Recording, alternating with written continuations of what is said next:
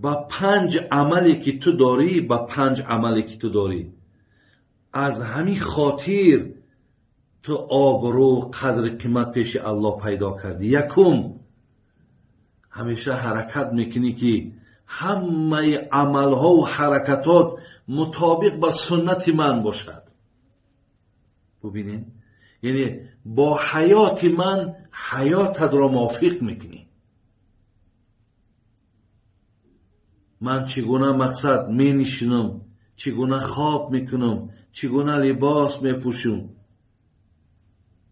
چگونه سر صورت دارم، چگونه با زن معامله دارم، چگونه با فرزندان معامله دارم، چگونه همسایه‌داری دارم، چگونه میخورم، چگونه مینوشم، همه سنت مرا مقصد تو حفظ کردگی و با موافق سنت من حیات تا میگذرانی.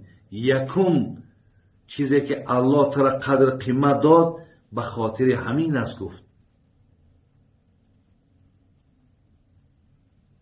عبدالرحمن جامی میگفت گر نرفتم طریق سنت تو، هستم از عاصیان امت تو. عبدالرحمن جامی میگه در پیش پیامبر عهد گذاشت: ای پیامبر نازنین، اگر من حیات ما به موافق سنت تو اگر روزگذرانی نکنم، خودم را در بین همه مردم اعلان میکنم من یکی از گناهکارهای امت پیغمبر هستم. چه جوان مرد بودم. یعنی مردی من گفت دعوای من، دینی من همین است که من حیاتم را به سنت تو مطابق و موافق کنم.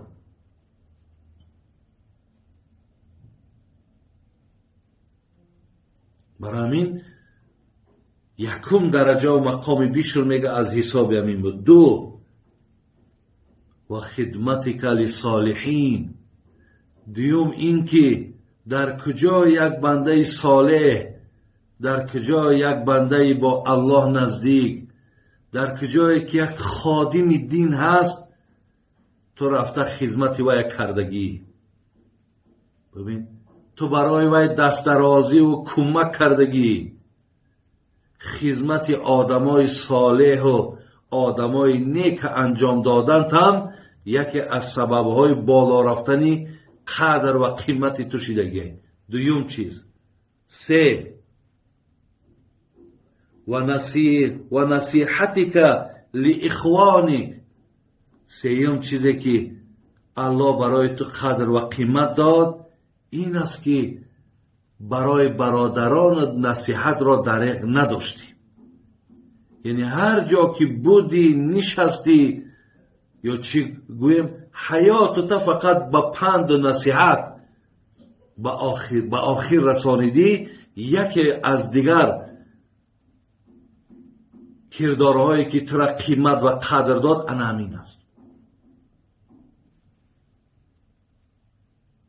4 و محبتک لاصحابی.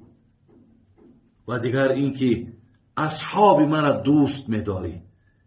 یعنی کسانی که در حیات با من بودن، که شما کتاب‌ها را خوانین، اونها چی جانبازی‌های برای پیامبر نازنین، برای الله، برای دین کردن.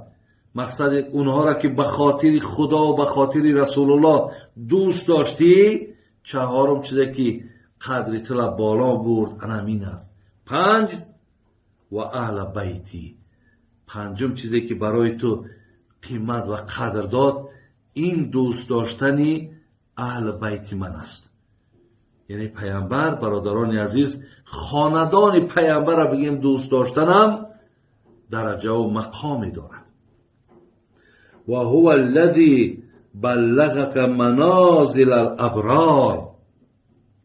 پیامبر میگه به همین خاطر تو در زمره آدمای نیکوکار جا گرفتی. برادران عزیز، من در ابتدای سخنم آوردم به خاطر چی؟ به خاطر که شما هم میتونین آن چیزی را که بیشتر انجام داد و قیمت و قدر پیدا کرد، شما هم این کارها را کنین، انشاءالله پیش الله مهربان اجر و پاداش البته میگیرین.